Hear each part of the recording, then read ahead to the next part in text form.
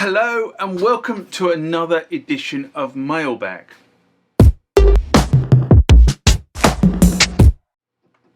What is Mailbag? Well, Mailbag is a feature of the channel where you guys leave lots of comments on the channel and I attempt to answer those comments, or if I can't answer those comments, I throw it out to you guys who have more knowledge on some of this stuff than I do. So let's get into the first mailbag of this session. Remember, like, comment, subscribe to the channel. Go over to Instagram and follow me there. Go over to Facebook, follow me there. That's where the normal notices are. And consider becoming a Patreon.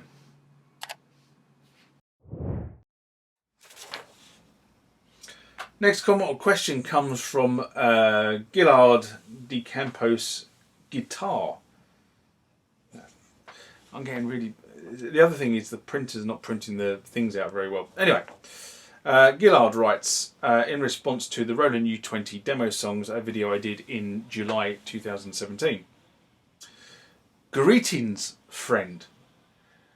We restored it, but unfortunately the keyboard ruler, we can't find it either in Brazil or in the United States. Everything is working in terms of contact buttons and displays and the instruments. Let's go there. We tried everything, but there's only one way out. Let's buy a MIDI controller and be happy with it. The only way. Thanks, my friend. Big hugs from Brazil. Now, unfortunately, sometimes when you do Portuguese to English translations, it comes out a bit fragmented, and unfortunately that does. That was a Portuguese to English translation. I can see it on my notes. Anyway, now the interesting thing is the keyboard can be repaired using a product like Calico. So if you've got contacts on the keyboard, and if you look at a keyboard, if you go and look at some of the videos where I've taken a keyboard to pieces, probably known as, if you go and look through my video content and look for the term key bed as two separate words, you quite often will find me taking things to pieces and look at the circuit boards. Now the way a circuit board works, and do I have one here? No, I don't.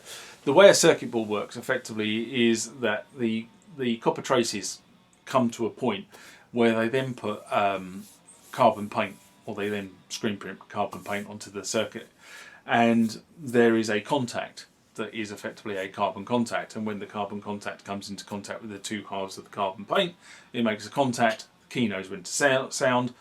The key gets the tone gets generated, and quite often what happens is people believe that using isopropyl alcohol to clean keyboards, and they rub the nuts out of a keyboard, and what you do is you actually lift off this carbon compound.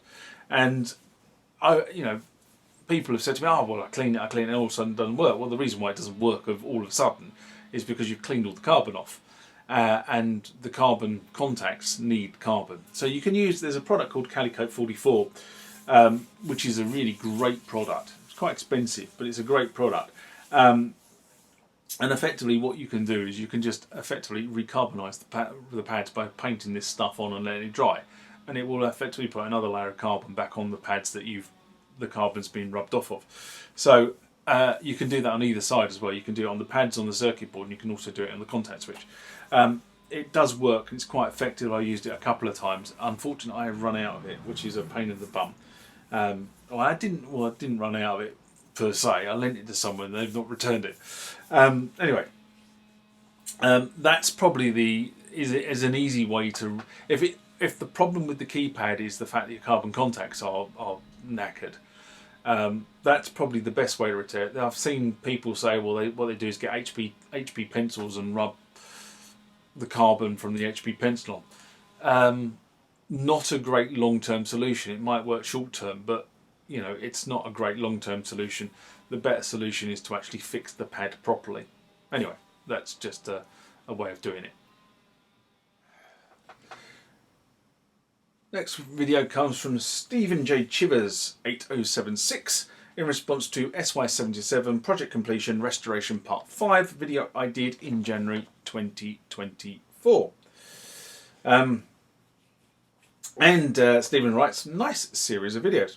I just picked up a nice clean SY77 for a cheap that on the cheap that needs a battery change. Looks like I need to get busy mounting a battery holder.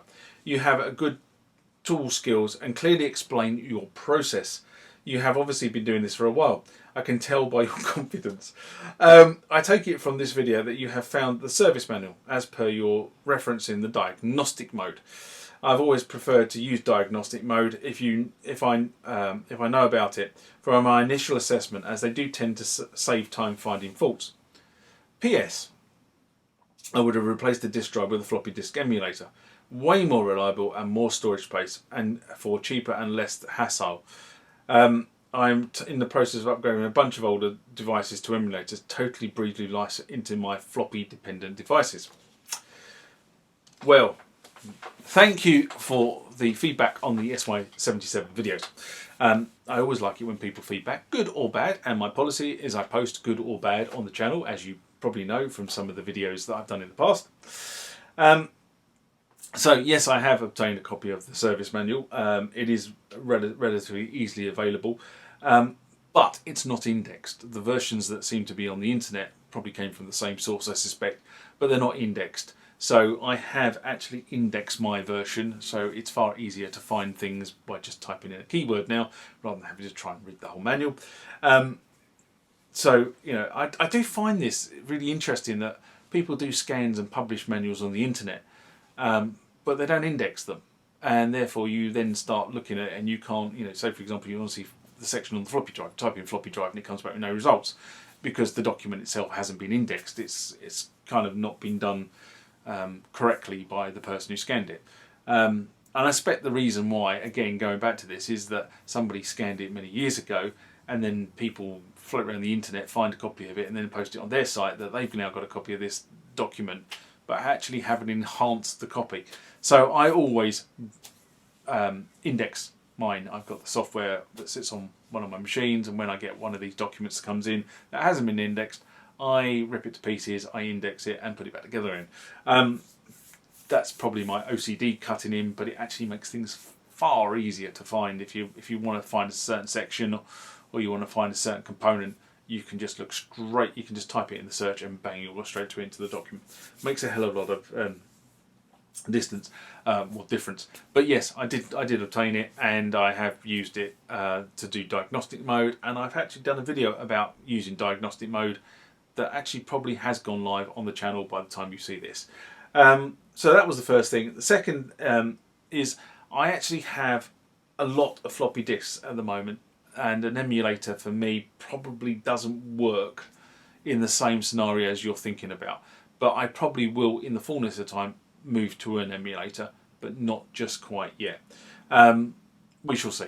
But thank you very much for the feedback, Stephen, and keep watching the videos.